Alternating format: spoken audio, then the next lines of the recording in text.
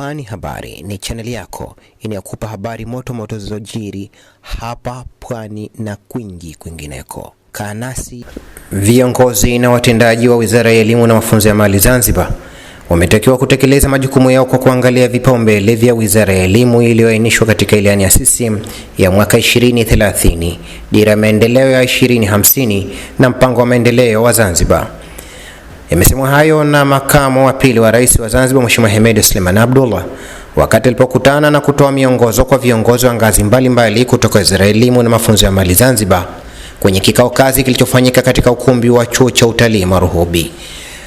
Amesema ilani ya CCM ya mwaka 2030 imeainisha mambo mahususi ya kutekelezwa na Wizara ya Elimu pamoja na hotuba ya Rais wa Zanzibar Dr. Hussein Ali Mwinyi aliyotoa katika uzinduzi wa Baraza la 11 la Wawakilishi imefafanua vipaumbele vya serikali vya kutekelezwa na sekta mbalimbali.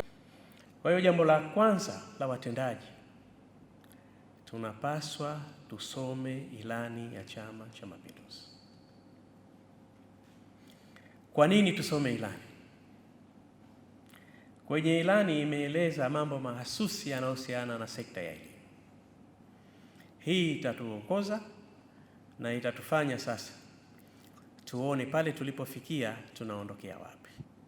Tuna hotuba ya Mheshimiwa Rais wakati wa uzinduzi wa Baraza la 11 la Wawakilishi. Dira ya Zanzibar ya 2050.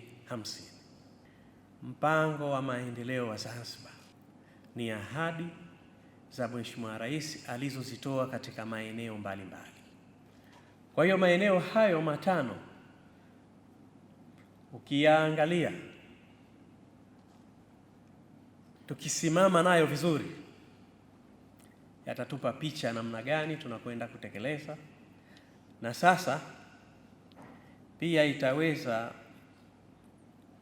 kutuonesha ni kasi gani inahitajika kuyatekeleza hayo. Sasa kazi yetu hapa ni kujipanga vizuri, kuwa na kasi zaidi, kuwa na umoja zaidi, kuwa na mshikamano zaidi, ili tuweze kuyakamilisha hayo ambayo tumeyakusudia. Sambamba na hayo, amewataka wakurugenzi kufanya ufuatiliaji katika maeneo yao wanayoongoza ili kubaini changamoto mbalimbali zilizojitokeza na kuzipatia ufumbuzi wa haraka. Lazima tuwe na matumizi mazuri ya fedha, lakini lazima tuwe na vipaumbele hata kwenye haya malipo. Na unaweza ukaona overtime ya mlinzi ama ya driver ni fedha ndogo tu, pengine 50,000 au 100,000 tu. Haya mambo lazima tuyasimamie. Tuelewe kama fedha imekuja chache, basi tutoe vipaumbele ya malipo. Saa nyingine fedha inatumika, anakwenda kukodi ukumbi wakafanya mkutano shamba. Nyie Wizara ya Elimu mna kumbi ngapi nyie? Na raha yake sasa hivi kila tunapojenga shule na ukumbi upo. Kafanyeni masukuli huko. Na saa nyingine fedha za miradi zile zinawekwa kwenye mikutano, zinawekwa kwenye mafuta, zinawekwa kwenye posho. Na hasa ikifika ile kota ya mwisho, ile March, April, June, zinatafutwa tu utaratibu wa kutumiwa ili zitumike, tukakodi hoteli Paje na watu walale kule wiki wapate kuzitumia vizuri. Hichi kitu sio sawa. Kwa upande wake, Waziri wa Elimu na Mafunzo ya Amali Zanzibar Leila Mohamed Musa ameishukuru serikali ya awamu ya 8 kwa kuendelea kuipa kipaumbele sekta ya elimu kuanzia ngazi ya maandalizi hadi vikuu.